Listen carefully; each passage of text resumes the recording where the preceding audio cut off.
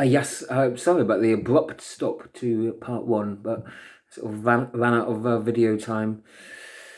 So I really have mixed feelings, about the foster mother, really, about Christine, and I think, there were a lot of good and bad things about it, really, and that's like over many years, I suppose it.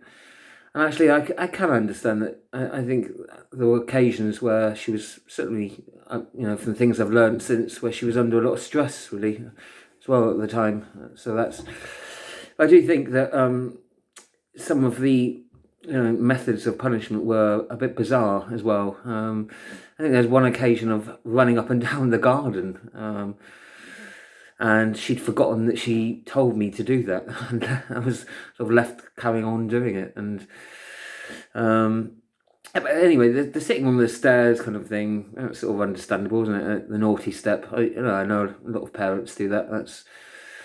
I think probably the one thing I didn't like, actually, and I felt a bit weirded out by, is sort of this punishment of having to go and lie down upstairs and take my trousers down. I find that a bit weird. I don't know if that's a thing that other people do, or parents. I don't know. I know you might smack someone in the arse or something. You might. I think in the old days they used to sort of like this teacher would hit the student in front of the class, wouldn't they? Over the bum. I think that's a bit weird as well. Actually, I don't see any reason for doing that, actually.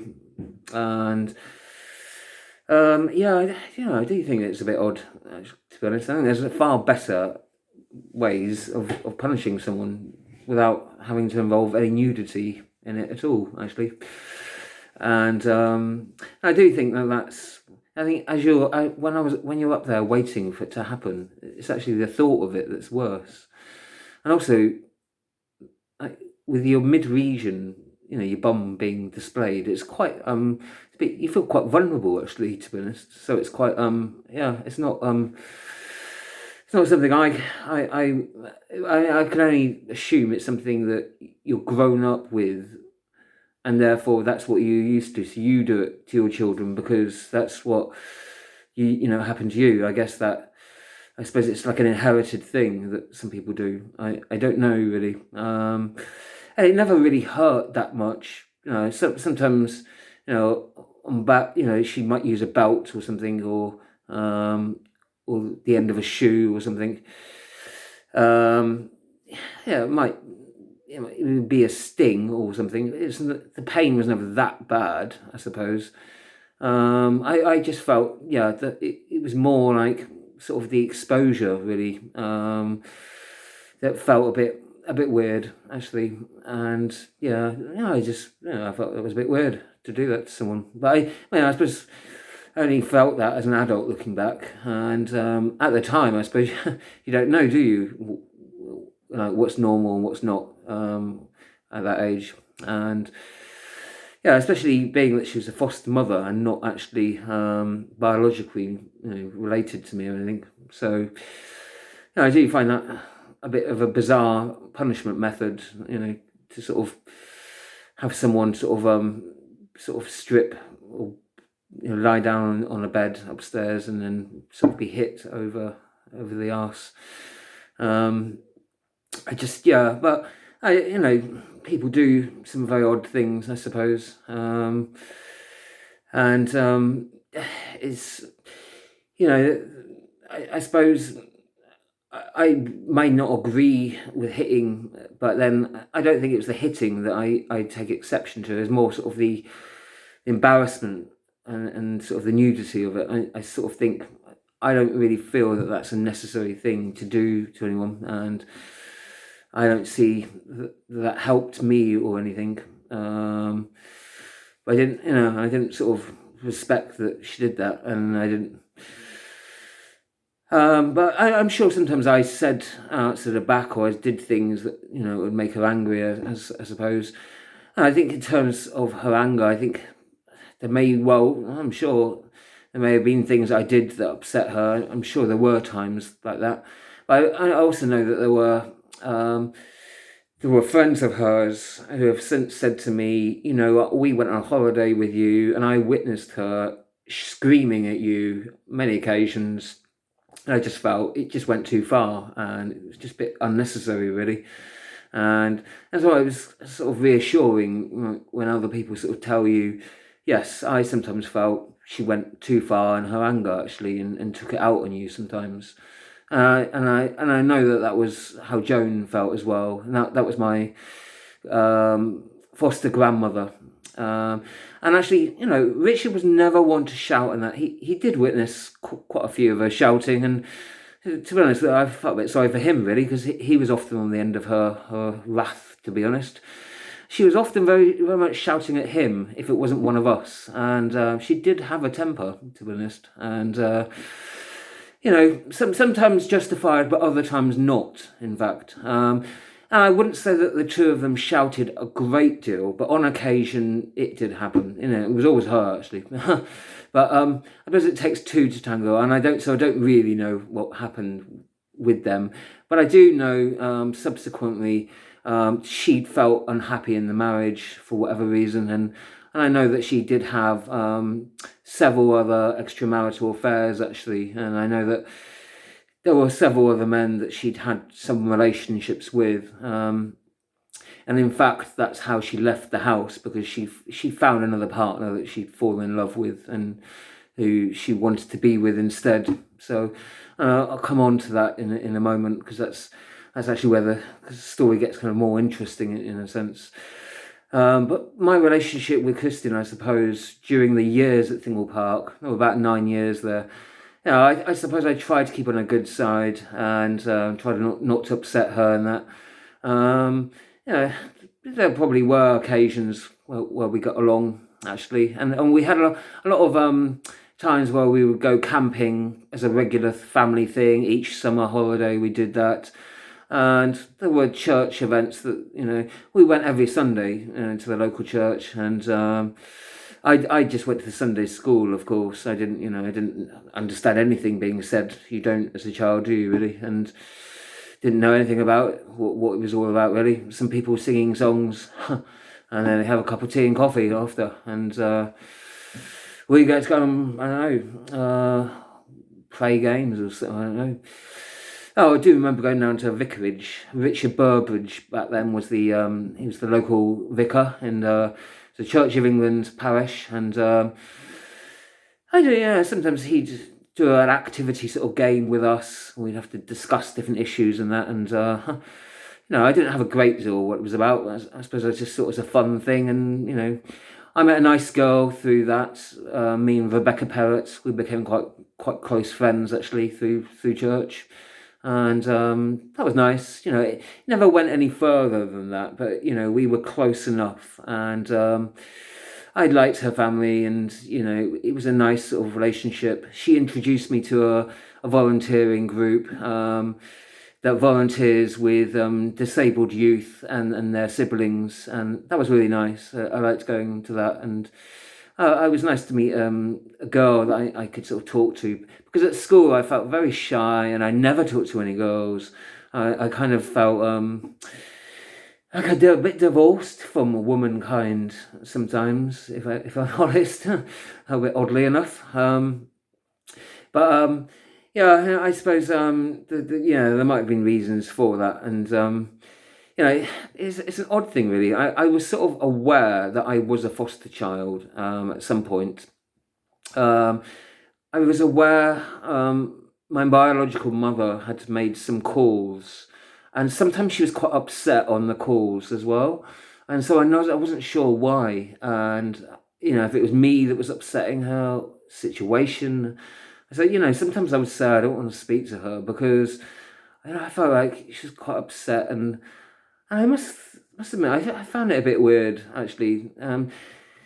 Just the fact that I wasn't sure who was she, who was she again, and no one actually that I remember had told me where I'd come from or how, and you know what relation she was. So I didn't really understand how that had happened. I know that there was a trial visit that took place at some point. So she had reapplied to have access to me. The social services had decided, okay, see if it works out. I went to stay at her home. She was then divorced from my biological father. She had my brother, my biological brother Glyn, to look after at home at that point. And I went back there, and I think I was sort of 8 or 9 or something like that, for trial visit, and unfortunately it didn't work out.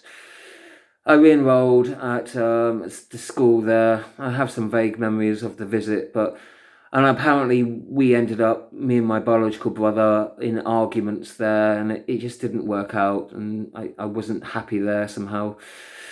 And I think how it was done could have been done a lot better and differently.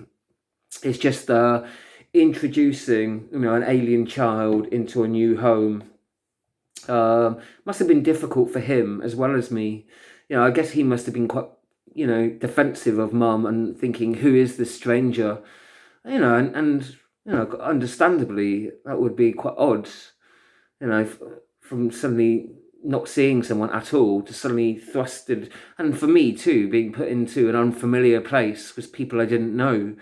I think that's a shame it wasn't done differently, really. If we had been introduced to each other in a mediation centre, somewhere neutral, not his home, not somewhere that's mine, and we developed a relationship there before introducing me, and then introduced me gradually to the family home. That would have been a much better method of doing it. And so, unfortunately, I think perhaps because of the method, it just didn't work out. And so the short trial visit came to an end after some months. And so I went back then to live and continue living at Thingwall Park. And that remained my permanent residence until I was 16 or so. And so I maintained living there, living with Peter, the younger foster brother, and Anna and Daniel. And me and Peter were, as I said, were very close, about the same age. I'm a few years older. So we spent a fair amount of time playing, up until I think I became, a bit older, in my teen years, 13, 14. I'm going out at that point more, so I'm spending more time doing homework or playing computer games at that point. I think I had a Game Gear at that point, Sonic I was into. And I changed schools at one point, and there was an incident that happened. I was caught shoplifting in my local supermarket. In fact, what happened was, there was a kid at school. We used to go out for lunch. Didn't like to be around canteen at lunch. It's just like, I don't want to be called names during my lunch meal, actually. So, and also down the road, the high streets, there was a nice humdingers, it was called. So we used to get nice chips and a pizza. It's quite nice. And we weren't supposed to. There was a little fence back then. There was a sort of the old school, like, wire fencing. And in the little corner at the distant edge of the field where the hedge had overgrown, there was a little hole somebody had cut through the wire. You could sort of like crawl through if you duck down. So we used to go out and through lunch breaks and that. So I met this guy on one lunch break, and me and my friend both did, actually. He introduced us to shoplifting and this method I had for stealing, and basically to have my sleeve really long, kind of like this, really draped over something, so I would suck up something hovering underneath, above it, like a Hoover suction. And I thought, clever me, that will do it. And I could sort of like, I don't know why I thought that. And on the third occasion of doing it, actually I was stealing something for Christine. I was getting her selection of cheeses for Mother's Day presents. But anyway, I had my pockets full of little miniature cheeses and some chocolate for me. And as I went to go out the store, the detective put his hand on my shoulder and froze. He took me to the manager's room out the back, and it was a quite frightening experience, like to be pushed, but to go around all these authority figures. The store manager called the police. My first occasion with the police, first of many, of course. And the police were very nice, very sympathetic. I turned out my pockets, and there were, in fact, oddly enough, there were kind of these cutouts from a newspaper, like for tarot, reading tarot hotlines, and for premium rate hotline numbers. I was about 14, and yeah, they said, that's a bit odd, isn't it? I didn't call any of them, but anyway, they took me back to school and reported it to my head of year, who then called the foster parents, and I got suspended, I think. They were a bit upset, the foster parents, not too much.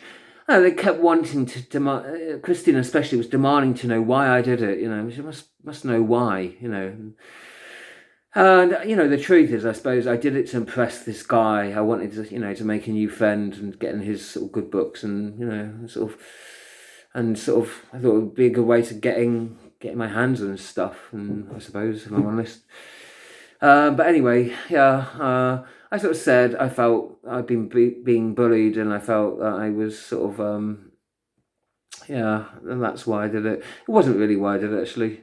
But I did feel a bit intimidated sometimes at the school, and there were occasions, being called stuff over years. And so anyway, it ended up being a positive thing that, decided as a result of that to change schools that I would be in. So I thought, well, that's good, isn't it? And actually, there was some concern up to that point over my welfare. A visiting social worker reported some concern about me, that I was just too withdrawn and too quiet. They didn't like that. They took me once a week out of class to observe me playing and to do some tests on me and ask me various questions, doing a psychiatric assessment. I didn't know it was that then. I suppose I liked going out of class, but I don't know really. They were a bit concerned, I suppose, that I was a bit too quiet and why I didn't sort of socialise that much, really. And so they wanted to sort of consider if it was in my welfare to stay with the family and that. So that's why they'd arranged the psychiatric tests, I suppose. And there was then, as a result of that, Mum then she was notified, my biological mother, so she then put another application in to have me returned back home. And so it was all going back to court, and they did ask me what I wanted, and I said I think I'd probably stay where I am at that point. And just because I think it felt easier, because otherwise it was going into an unknown. I didn't really remember what it was like from the trial visit to Mum's, and also, yeah, I just didn't know what kind of new family where I'd be placed. It was sort of a gamble, really. So I just felt, better the devil you are. It's better, for the good and bad. It's probably better off just to stay where I am for now, actually. And so I just decided, I decided to stay there, I suppose. And Mum was not happy when she got that information, that I had decided not to go back to her. But I did try and sort of say to her years later, it wasn't a personal view on her. I didn't know her well enough like that. I hadn't built up enough of a bond, or I didn't know the situation with her. And it's quite sad, but at one point she wasn't allowed contact with me anymore. She was very upset with Christine. She felt sometimes that Christine had not been as allowing for her to be in contact with me as she'd have liked. But I also think, was that down to social services regulations as well, as what visitation rights that she had? So I think that did vary a bit over the years. But I think at one point she wasn't really allowed any contact with me. And I think what happened was she was allowed some visitation rights. Of course, she always felt that I'd been kidnapped, and it was sort of really unfair what happened. And I do remember we were out at this cafe, and the social worker was present, of course, and she decided to try and sort of do a runner and re-kidnap me back. And oh, bless her, I can sort of see how she thinks that way, but I also see like it's not going to work out, that. And And sort of, I think what happened, the social worker was in the toilet when she sort of did a runner and got so far down the road. And yeah, sadly did get caught and must have lost the visitation rights, I suppose. Um, so that's sad. She did have some very clever means, actually, to sort of, I suppose love does that, doesn't it? It drives you to sort of like, to do some strange things. I remember she turned up at school at Whitfield once. I was on my way to a maths class, and I was just shocked just to sort of see her there. And my brother was there too. She brought him along, and somebody said to him, "Aren't you meant to be in lessons or something?" And he said, "I don't go to school here." The teacher said, "A likely story," and we all sent off to my head of year's office, who, of course, had to inform the foster parents. So, I don't know, she did try to sort of see me, even when she wasn't meant to. And I look at that and think, it's a tough one, really. She did what she could. She wanted to keep contact, even when she wasn't allowed it. And I do kind of think, I feel for her there, because I would feel that like that too. If I had a child I wanted to see and have some contact with, I would keep trying to, actually, even when I was stopped. I do think, it must have been hard for her. There was one amazing time. She used to send over Man United football tops as well. Whenever their latest top would come out, she'd send it, and she sent nice birthday presents and cards. It's very hard to read her handwriting, actually. It took me years to read it. It was like kind of scrawled, but very nice cards and gifts that she'd send. And at one point, she wasn't allowed to write any letters because, it was deemed that the letters were a bit too upsetting for me or something. I'm not sure why. But she, I have to laugh, she actually sealed the letter inside an Easter egg. She broke a little bit of the egg open and put the letter inside. It's a very sort of clever way of sort of sending a letter to me without it being found by anyone. So I sort of found it once I opened the egg, I suppose. She employed various methods. And very much her feeling was quite angry at the social services, and she wanted to sort of keep contact, and she felt the foster family weren't trying enough to sort of maintain contact. But to be honest, I do feel that they did try. They allowed her to call and to visit when she was able to. I think some of that, her frustration, could have been down to the regulations that the foster family had to abide by, actually. So I think it was a tough one, the situation for us all, really, in that sense. And I I think Richard was always very understanding and did want to sort of like appease her and help her as much as he. And I think sometimes it was hard because she would take the anger out on them or not knowing who to be angry with, But she had an additional anger with Christine. She felt when she'd visited at a very early age. She says that she witnessed Christine hitting me as a baby or something like that. And I don't know. So, she had an anger at that and felt, it was a bad way to treat a child. And, you shouldn't do that to any baby. And, I think if that happened, I would agree with that. But so I think she had an additional anger at Christine in that. And she didn't like some of her methods and that. So I think that situation, for Mum, my biological mother, was a really hard one, actually, that having to accept you're not going to see your son, and the trial visit, getting your hopes up, and when it doesn't work out, you're not going to see him again.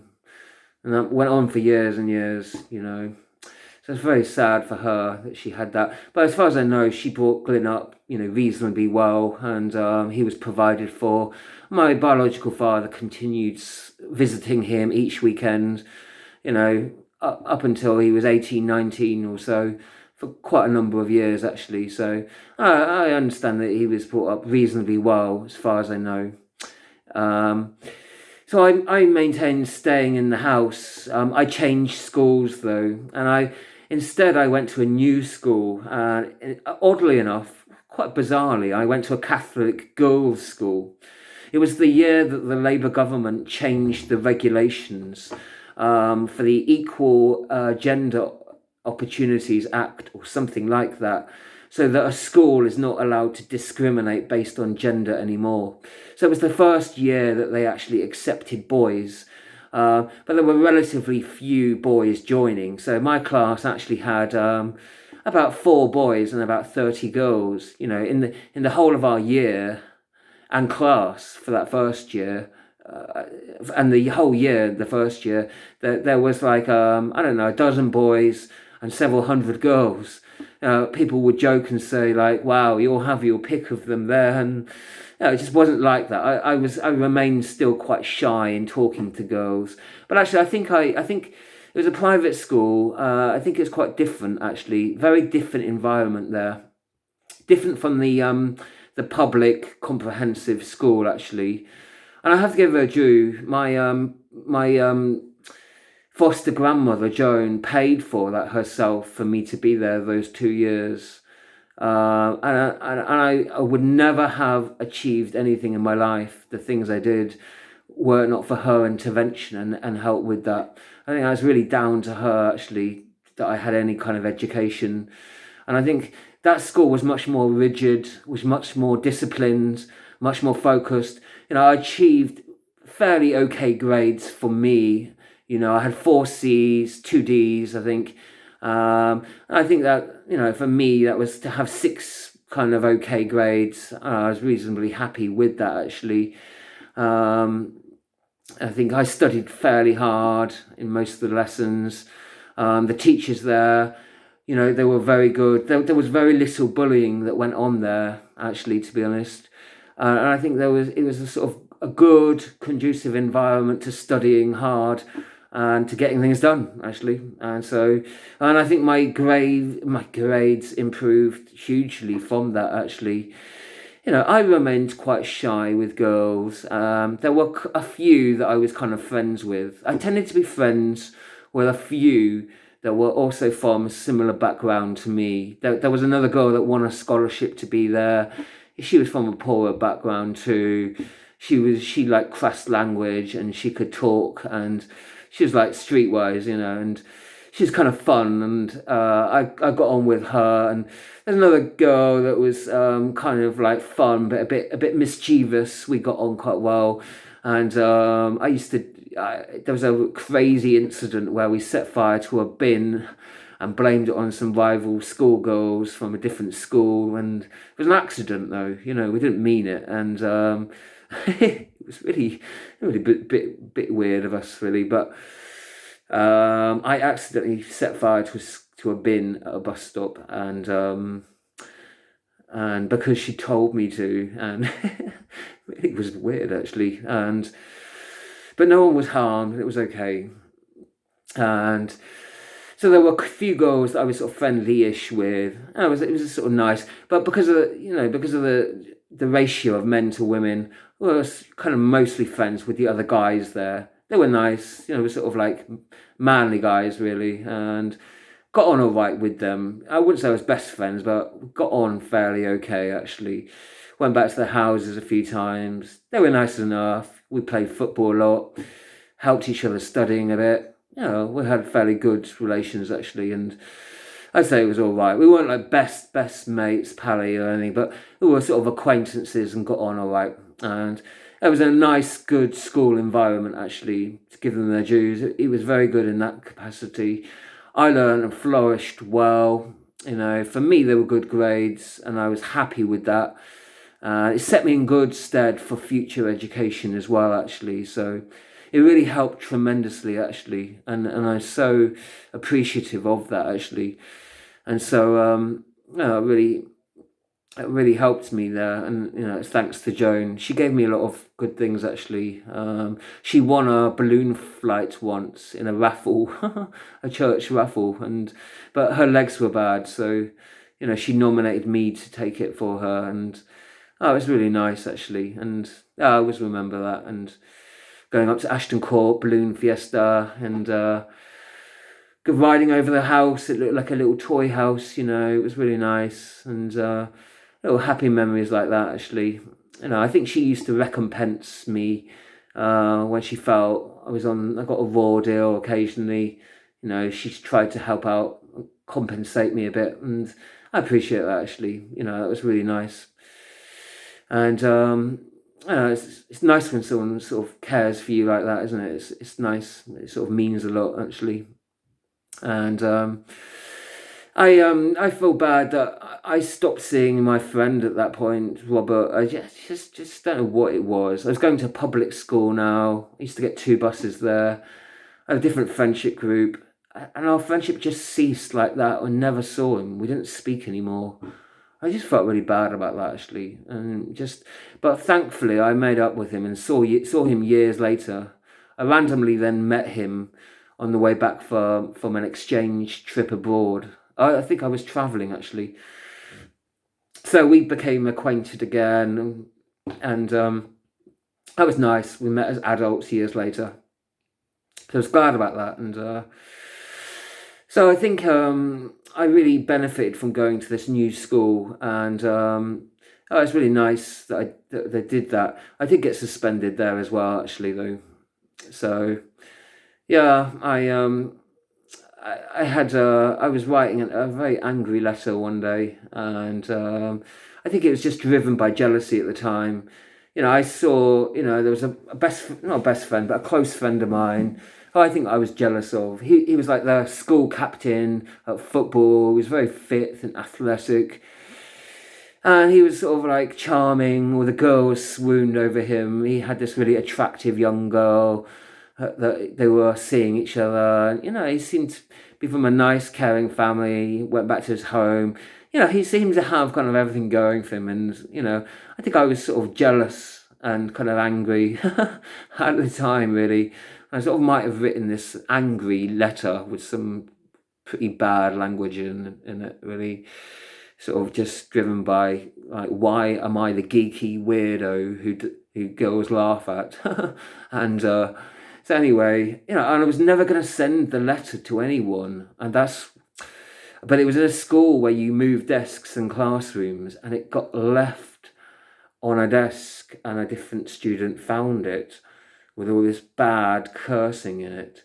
Not cursing, just like bad language, like the C word and F word, and that she handed it into a teacher who handed it into this headmistress. And they questioned me on it. I denied it, but then they said, like, well, we've done a handwriting analysis and all this.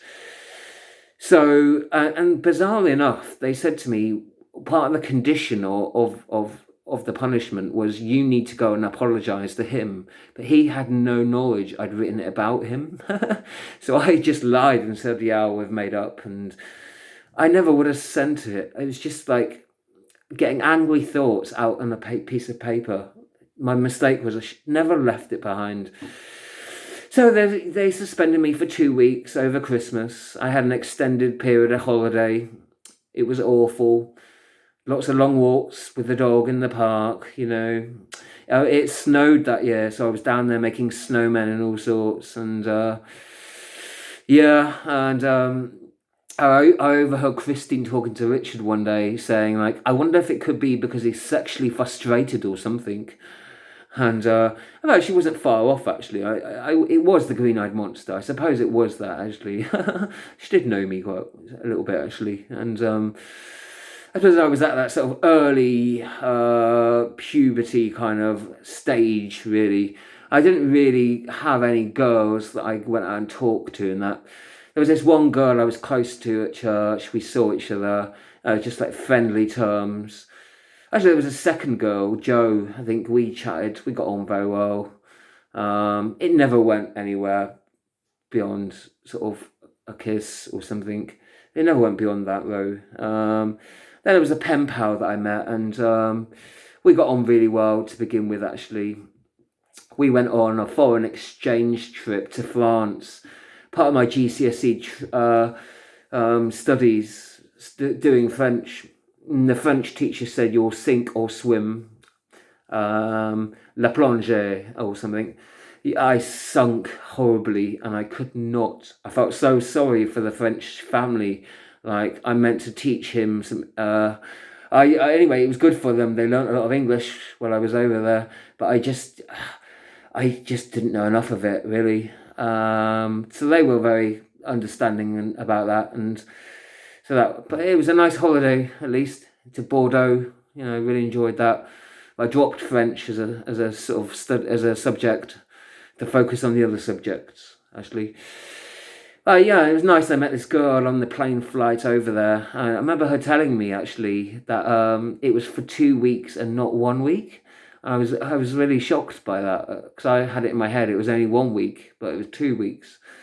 And but we had a nice chat and we exchanged addresses. We got on very well. It was nice, and yeah, we started writing to each other, and that was nice. And she came over to visit the house at one point. I never had people back there actually, so I just didn't know when people came in there what kind of atmosphere I might be inviting them in for.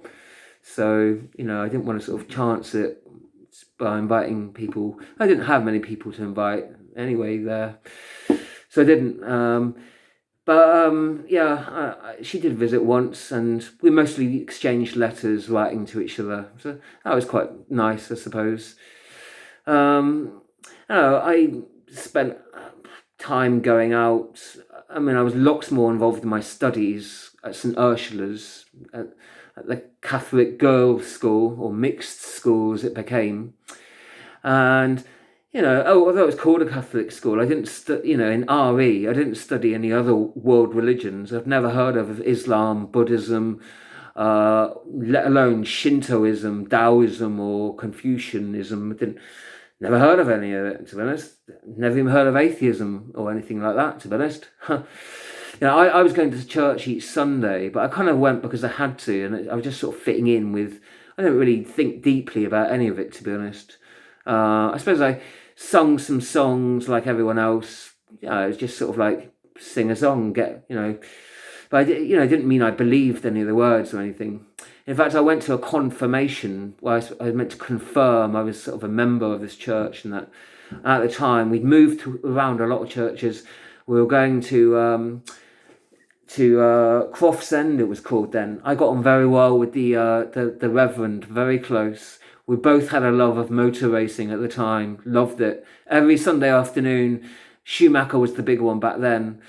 Damon Hill won one year too, that was nice, but we used to both watch it and talk about the races after the service, It's a nice talking point, that, and we're kind of more, and he loved his gadgets, so we'd talk about the different cars and that, and it was nice. Very down-to-earth sort of reverend, or minister as he called himself. Very nice. And but when I had the confirmation ceremony, I kind of just did it to fit in. I didn't really think too much what it was all about. So I just kind of made the speech just to please other people, I suppose. It just seemed the right. I didn't know what I was agreeing to anyway. So I didn't, wasn't sort of deeply devout or anything. It was just sort of something you did, part of a ritual every Sunday, It's like watching the EastEnders omnibus after Sunday dinner, which came after, church service. It was just part of a sort of procedural thing, I suppose, really. It sort of went through, and sort of didn't think any deeper of it, actually, all of it. So, yeah, I mean, I met a few nice people, that I sort of were friendly-ish. There were a couple of different friends I met at different youth groups that were nice. They came back to the house sometimes. There were a few youth groups that came back to that house, actually. There were a couple of different guys that visited. We had a basement downstairs, and a few different youths would visit us there, about my age, and I think a few a bit younger than me, actually. And some of us visited there. I went with Daniel occasionally to some of his. He used to go to a lot of prayer groups and music groups, because him and Anna were both into music. They were both very musical, like Christine and Richard, a very musical family. He played the guitar, or she did too. And Daniel was very musical literate, piano, guitar, singing. They all were, to be honest. I felt tone deaf and just completely, I can't sing at all. But anyway, they were great performers and very musical. I went off sometimes with Daniel to a few of his prayer groups. I didn't like them. I felt they were very long. I didn't understand what they were talking about, and I just didn't have that concentration or know enough what it was about.